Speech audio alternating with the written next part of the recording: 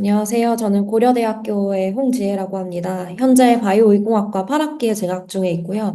오늘 이렇게 웨비나에서 발표할 기회 얻게 돼서 매우 영광입니다. 오늘 발표할 내용은 제목 Signal Amplification in Lateral Flow Assay through Built-in Nanoelectrokinetics로 올해 초 Biosensors and Bioelectronics 저널에 게재된 논문이고요. 논문의 이름은 PPT 슬라이드에 적혀 있는 Amplifying Visible Signal in Lateral Flow Assay Using Integrated Nanoelectrokinetics입니다. 네. 먼저 발표에서는 기존 LFA 한계와 그 해결 방안으로 저희가 개발한 TNF LFA 플랫폼에 대해서 설명하려고 하고 있고요. 먼저 POCT에 관해서 간단히 말씀드리겠습니다. POCT는 이제 Point of Care Testing이라고 하고요. 환자 가까이에서 빠르고 간단하게 검사를 수행할 수 있는 진단 방식을 말하는데요. 이 방식은 결과를 신속히 제공해서 치료 지연을 줄이고 환자 만족도를 높이면서 의료 시스템의 효율성까지 높여주는 것으로 이제 평가되고 있습니다. 최근에는 전자기기가 소형화되면서 이제 진단기술 발전 덕분에 POCT 활용 범위가 가정이나 응급실 등 다양한 현장으로 점점 확대되고 있는데요. 이러한 POCT에서 Lateral Flow Assay, 즉 LFA는 핵심적인 플랫폼으로 자리 잡고 있습니다. 특히 LFA는 항원항체 반응을 기반으로 한 종이 기반의 진단 기술인데요. WHO의 이제 Reassured 기준을 만족하는 신뢰할 수 있는 플랫폼으로 자리 잡기도 했고요. 무엇보다 비용 측면에서 큰 장점을 가지고 있는데 PCR은 검사당 100에서 200달러, 엘라이자도 비교적 고가인 반면에 LFA는 비교적 50달러 이하이고 상업화된 제품은 이제 1달러 이하 정도도 되면서 비교적 비용적 장점과 사용적 편의성으로 코비드-19 팬데믹 기간 동안 그 유효성이 전 세계적으로 입증되기도 했습니다. 또 코비드-19을 계기로 LFA 시장도 급격히 성장했는데요. 2024년 글로벌 시장 규모는 약 114억 달러, 2034년에는 172억 달러 이상으로 성장할 것으로 예상됩니다. 저비용과 이제 신속성 덕분에 LFA가 대규모 감염병 대응의 핵심 진단 도구로 자리 잡았다고 볼 수 있는데요. 하지만 PCR이나 엘라이자 같은 실험실 기반 진단에 비해서 민감도랑 특이도가 낮다는 점이 여전히 한계로 지적되고 있습니다. 그래서 현재 LFA 연구들은 저비용과 신속성을 유지하면서도 PCR 수준의 성능을 달성하기 위한 기술 개발에 집중되고 있습니다. 이런 배경 속에서 차세대 LFA 기술이 주목받고 있는데요. 이 부분은 다음 슬라이드에 이어서 말씀드리겠습니다. 전 차세대 LFA는 코로나 이전의 단일 표적 기반 LFA에서 출발해서 코비드-19 팬데믹을 통해 대규모 선발 검사에 그 유용성이 입증됐는데요.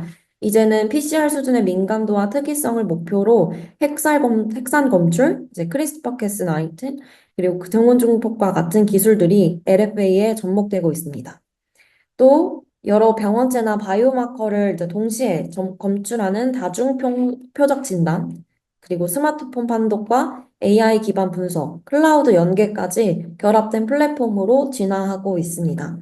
그런데도 이 신호 증폭을 단순하고 효과적으로 구현하는 부분은 여전히 기술적 과제로 남아 있는데요. 지금까지 LFA의 민감도를 높이기 위한 다양한 기술이 개발되었었습니다. 효소 기반이나 나노 입자 클러스팅, 왁스 베리어 같은 방법은 민감도를 높이는 데 기여하긴 했지만 과정이 복잡하고 또 유속이 느려지는 문제도 있고요. 그에 따라서 비트기적 반응이나 외부 장비 의존성 같은 문제가 계속해서 발생하기도 했습니다. 그리고 나노셀룰로스 멤브레인, 즉 NC 멤브레인이 약 10 마이크로미터 깊이까지만 시각적으로 탐지할 수 있다는 구조적 한계도 여전히 그대로 있는데요. 결과적으로 테스트 라인 깊은 곳에 결합된 입자들은 눈에 잘 보이지 않기 때문에 실제 증폭된 신호의 일부만이 판독에 기여하게 되는 문제는 여전히 존재하고 있습니다. 그래서 저희는 이런 문제를 해결하기 위해 나피온이라는 나노 소재를 활용해 별도의 외부 장비나 복잡한 절차 없이도 테스트 라인 표면 쪽에서 신호를 좀 더 강하게 만들 수 있는 TNF LFA 플랫폼을 새롭게 개발했습니다. 네, 우선 나피온은 황산기를 포함한 고분자 전해질 막으로 강한 음전하를 띠고 있는 물질이고요. 양이온을 선택적으로 통과시키는 펌셀렉티브 나노 소재로 활용되고 있습니다. 나피온에 전기장을 걸어주게 되면 막의 양쪽에 이온 농도 구배가 생기면서 한쪽에는 양이온이 농축되고 다른 쪽은 고갈되는 현상이 일어나고 이를 우리는 ICP, 즉 이온 농도 분극이라고 부르고 있는데요. 이 원리를 기반으로 특정 분자나 입자가 한쪽으로 보이도록 유도하는 전처리 기술을 저희가 이전에도 다양한 생체 시료 분석에 적용한 경험이 있었습니다. 다만 기존 ICP 기술은 이제 외부 전원이 필요하고 pH 변화와 같은 부작용이 생겨서 실제 생체 분자 분석에는 좀 어려움이 있었었는데요. 이를 개선하기 위해서 저희는 외부 전원 없이 이제 무동력 농축 시스템, 즉 NPP라는 납비온을 이용해서 구현된 이제 프리컨센트레이터를 개발하기도 했었는데 이 방식은 이제 단순한 구조랑 모세관 흐름으로만 작동하면서 기존 LFA 대비 약 10배 민감도를 높일 수 있었습니다. 그런데 이 역시 LFA와 별도로 농축 단계를 걸쳐야 됐고 별도로 NPP라는 플랫폼을 사용해서 1차적으로 농축을 거친 다음에 이제 이를 이용해서 이제 LFA에 흘려주는 방식을 거쳐야 했기 때문에 이후에는 LFA 내부의 이 농축 시스템을 직접 통합하는 쪽으로 발전시켰었습니다. 그 플랫폼이 바로 TNF LFA인데요. TNF LFA는 탄젠셜 나노 일렉트로 키네틱 포스를 기반으로 하는 이제 새로운 LFA 플랫폼이라고 할 수 있습니다. 이 플랫폼의 핵심은 나피온 CNF 하이브리드 겔을 NC 멤브라인 테스트 라인 하부측, 즉 반대면에 정밀하게 패턴화한 것인데요. 이 구조는 첫 번째로 NC 멤브레인에서 이제 테스트 라인의 항체가 분출되는 깊이를 얕게 만들고 두 번째로 겔에서 발생하는 나노 전기 운동력으로 인해서 AUMP 복합체가 멤브레인 표면 쪽으로 유도되도록 했습니다. 이를 통해서 면역 반응이 시각적으로 감지 가능한 깊이 약 10 마이크로미터 이내에서 일어나도록 유도하고자 했었고요. 이제 TNF 효과를 정량적으로 검출하기 위해서 이제 테스트 라인에 항체가 없는 딥스틱 형식의 실험을 설계해서 저희가 실험을 좀 해봤었습니다. AUMP 프로브만 이용해서 나피온 농도에 따라서 표면에 얼마나 AUMP 프로브가 농축되는지 효과를 감찰했었고요. 나피온 농도가 증가할수록 표면의 색상 강도가 증가하는 것을 확인했었습니다. 또 이를 통해서 TNF LFA가 AUMP를 표면 방향으로 유도한다는 점을 이제 실험적으로 입증할 수 있었습니다. 또 이런 결과를 바탕으로 TNF LFA를 코비드-19 뉴클리오 캡시드 단백질 검출에 적용했고 딥스틱 형식의 최적화 이후 실제로 LFA 플로우 스트립 형태로 플랫폼을 제작하여 평가를 진행했었습니다. 다음은 TNF LFA의 제조 방식과 최적화 과정에 대한 방식인데요. 하이브리드 겔은 이제 나피온과 CNF를 혼합해서 제조했고요. 제조된 겔은 항체 디스펜서와 같은 장비를 사용해 분주했는데 NC 멤브레인에서 테스트 라인이 위치하는 면에 바로 반대에 분주될 수 있도록 했습니다. 에세이 후에 연구실 내 별도로 구비된 NII라는 이미징 장비로 테스트 라인 스트립 부분의 결과를 촬영했고요. 이미지제이 소프트웨어를 활용해 테스트 라인의 색상 강도를 정량 분석했었습니다.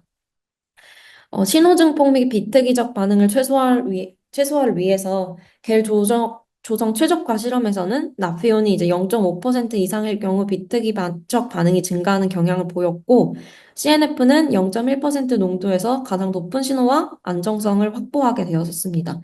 또 CNF 같은 경우 나피온 농도를 0.2%로 고정한 뒤 항원 농도에 따라 에세이를 진행하였었는데 항원이 없는 네가티브 컨트롤에서 CNF가 없을 때와 1% 이상일 때 넌스페시픽 바인딩을 보이면서 일정 농도의 CNF는 넌스페시픽 바인딩을 줄일 수 있는 효과가 있음을 확인했었습니다. 이에 따라 최종적으로 0.2%의 납비온과 0.1%의 CNF 조합이 TNFA 효과와 특이성 간 최적의 균형을 보인다는 것으로 판단하고 이렇게 최적화를 해서 실험을 진행했었습니다. 이후 TNF LFA와 컨벤셔널 LFA 간의 검출 한계 비교 실험을 진행했었는데요. TNF LFA에서는 0.2 나노그램 퍼 밀리리터 농도에서 명확한 비색 반응이 검출되었고, 기존 LFA는 7.8 나노그램 퍼 밀리리터 이상에서만 반응이 나타났었습니다.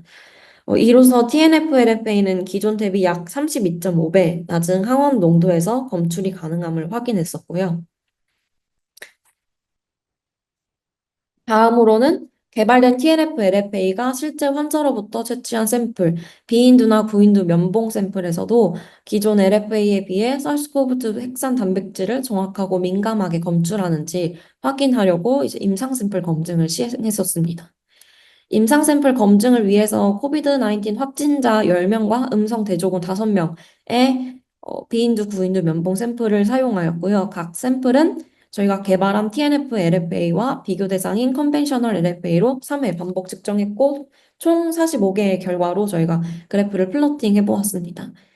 그 결과 TNF LFA는 민감도와 특이도 모두 100%가 나왔었고 특히 로우 바이럴 샘플에서도 정확한 양성 판별이 가능했었습니다.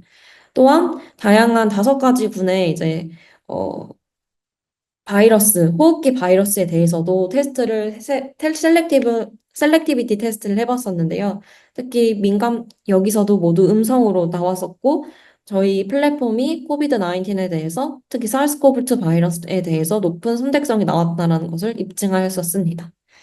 네, 이를 통해 저희가 개발한 TNF LFA가 코비드-19 진단에서 기존 LFA 대비 탁월한 임상 성능, 특히 민감도 측면에서 획기적인 개선을 이루었음을 확인하였고, 특히 TNF LFA 메커니즘을 통한 신호 증폭이 실제 임상 샘플에서도 효과적으로 높은 정확도와 신뢰도를 확보하고 있다는 것을 확인했습니다.